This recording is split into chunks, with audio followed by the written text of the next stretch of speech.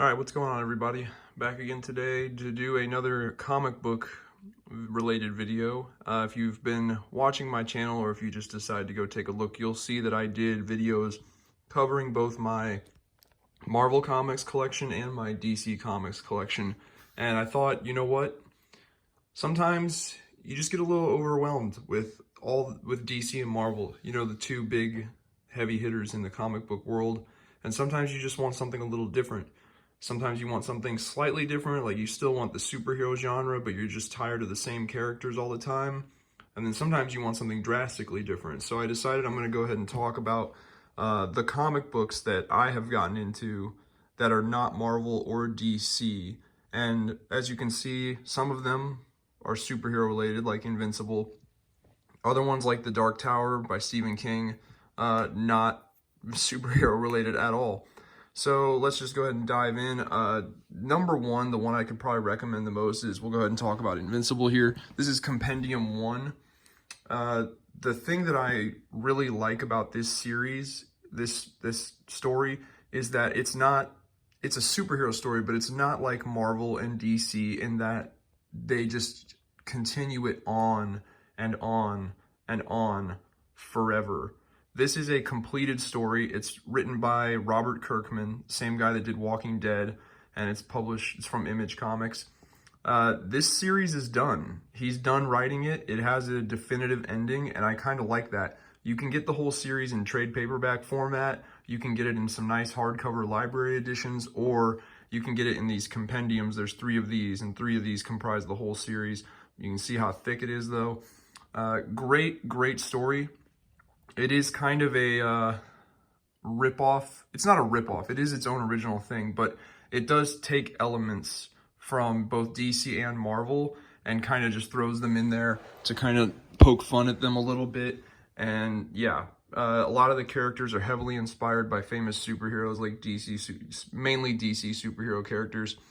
And it follows a lot of the typical stereotypes of superhero comic book stories, but it has a unique one in that the main character, the superhero on the front, Invincible, he is the son of, in this world, this universe, he's basically the son of their Superman, who's called Omni-Man, and he inherits his dad's powers, and it's him coming to terms with being a superhero, living up to his father's legacy, and also, you know, dealing with all the normal stuff that comes with being like a high school senior, you know, thinking about college and stuff like that.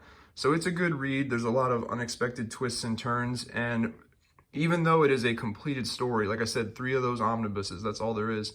Even though it is a completed story, there is still they go deep. Robert Kirkman did not cut any corners when he was designing this universe and creating this fictional universe.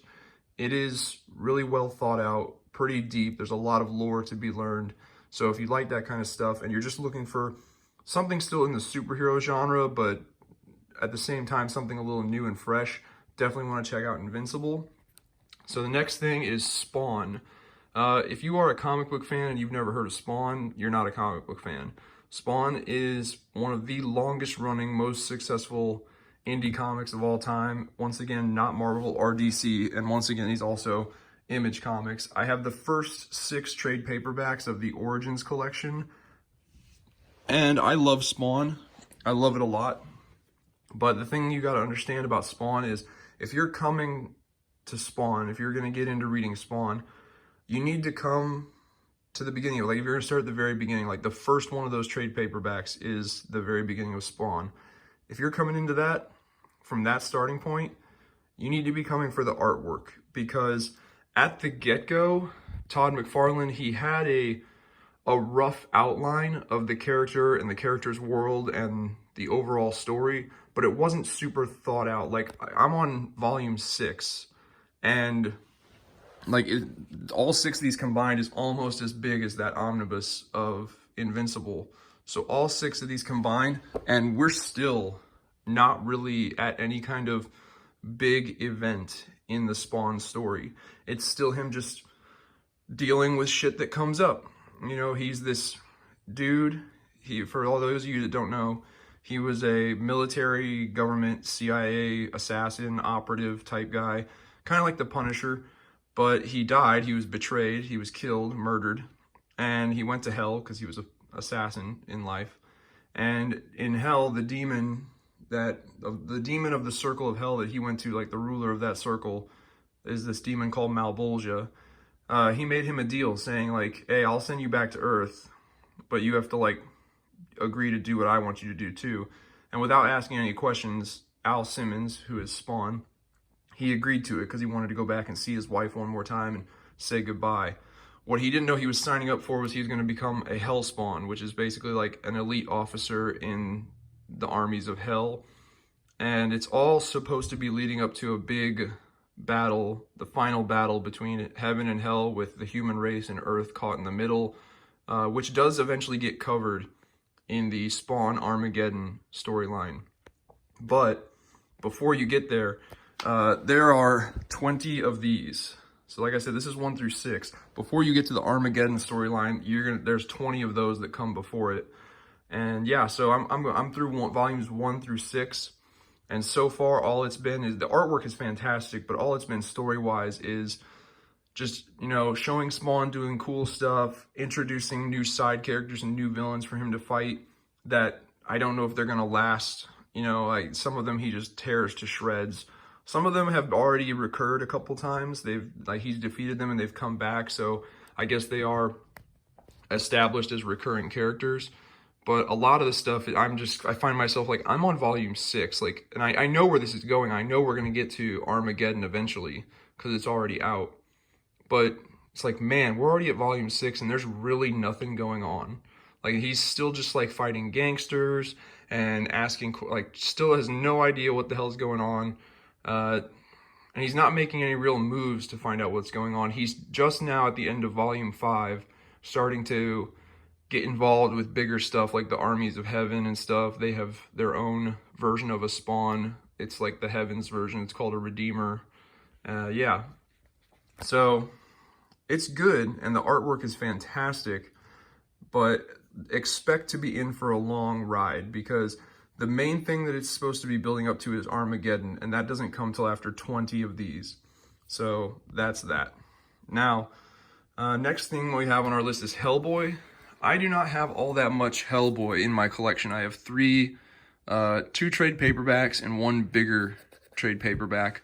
So this is Hellboy in the BPRD 1952. This is supposed to be like him on his first mission. For those of you that don't know, Hellboy is the son of a demon lord of hell. Some say Satan, I don't know. See, he's the son of a demon lord of hell and a human woman.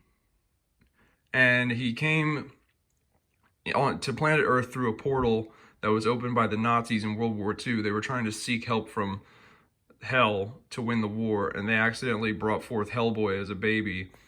And yeah, he joined this organization called the BPRD. He was raised by its director, and he helps them fight paranormal monsters and stuff.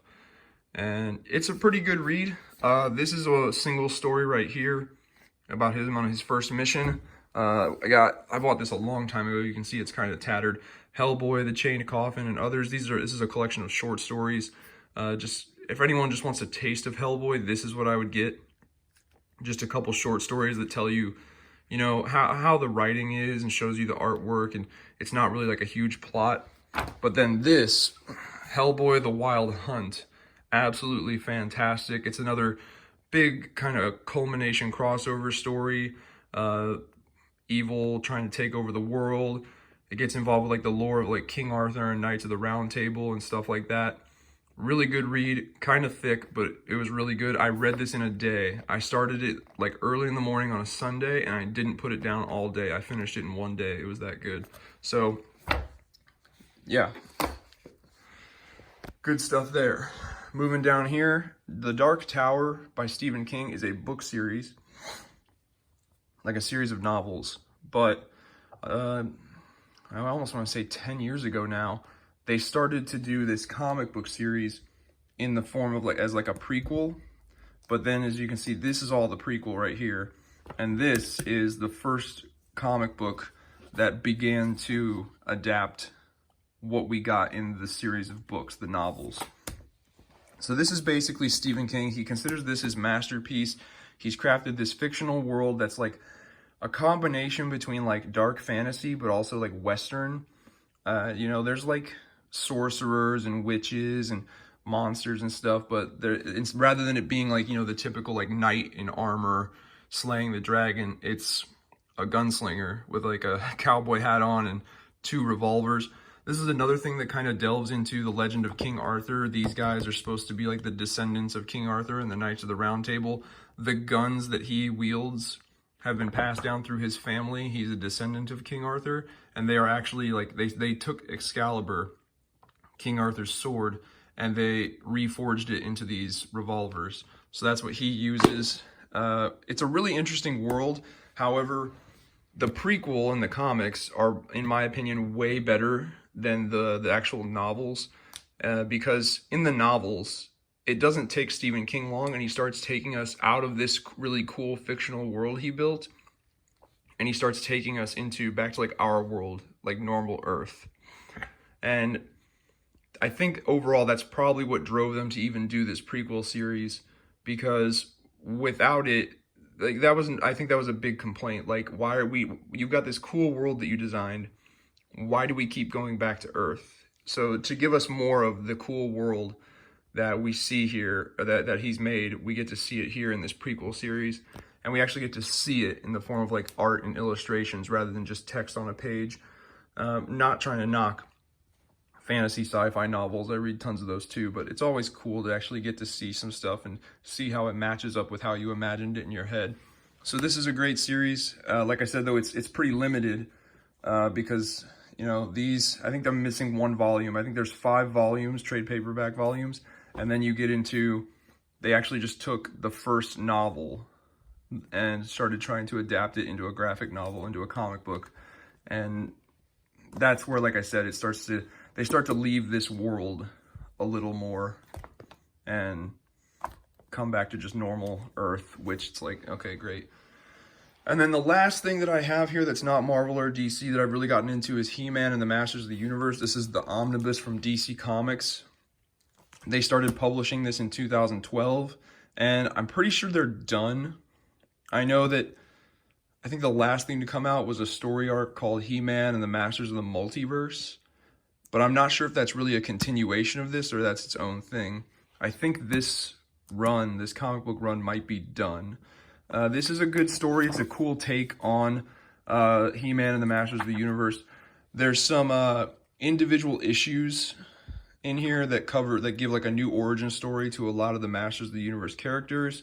And then the first actual story arc is, you could almost take it as like it takes place after the Filmation show. I don't know. It's like He-Man and Skeletor have been doing battle for a while. He erased He-Man's memory. And He-Man is just Adam. He's just this boy, lives in the forest, and he has no memory of being He-Man. So he has to get that power back. And then from there, it goes into a story of the Horde. Hordak and the evil Horde attack Eternia, and a big cosmic war breaks out for the sake of Eternia. And yeah, you get the introduction of his sister, Princess Adora, and she becomes She-Ra, and lots of cool new looks for He-Man. I actually really like this series because of that. They weren't afraid to try and like take away that old school design that in a lot of ways just doesn't really work anymore. Like, don't get me wrong, I'm still a sucker for classic looking He-Man, and I think that it is capable of being done right, but I have a whole video on my channel about how I feel about that. This is a really good series, a lot of really good artwork, and I know this whole spiel is supposed to be about getting a break from the normal DC Marvel type stuff, but actually in here at a certain point, let's see if I can find it. They actually go to Earth to rescue someone, find someone, and they actually meet the Justice League, the New 52 Justice League. They had He-Man and the Masters of the Universe end up on Earth, and they meet Superman and, yeah, Batman, Wonder Woman. So, I don't know, it's a small part of this overall story, but those characters are in there. So I don't know. You can form your own opinion about whether or not that's going to turn you off from that series. I still really recommend it. I recommend all of these. And yeah, it's really good. There's a lot of other good stuff out there, especially from Image Comics. Everyone knows about The Walking Dead. Image, they also publish another really good story called Saga. If anyone wants to look that up, I don't have any of that. I've never read that, but I've heard it's very good. So, you know, that might be right up your alley. Take a minute to look into that. But this is what I have in my comic book collection that's not Marvel or DC that I would recommend to people. This is stuff that I'm really a fan of. So let me know what you guys think.